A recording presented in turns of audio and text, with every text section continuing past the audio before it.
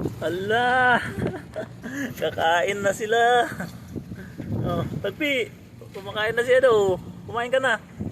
Papa Didi. Oh, nakaunang subo na yung ano, si Puti. Kakain na sila itong mga to. Ayan, para mabilis kayong lumaki. Makisalo na kayo yan kay mama nyo.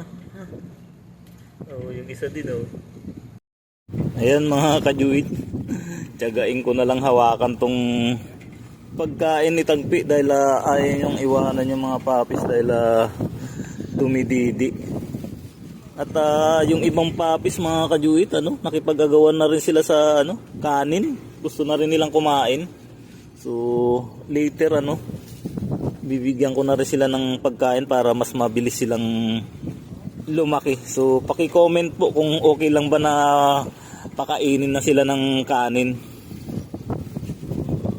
So kailangan po kasi mabilis na lang lumaki at malakas ng kumain para mas madali nating mailipat doon sa ginawa kong bahay nila. Para ma-save natin sila mga kajuit habang maaga pa. Comment na lang po mga kajuit kung ano yung tama kong dapat gawin. Ayan mga kajuit, ganito ako katyaga magpakain kay Tagpi.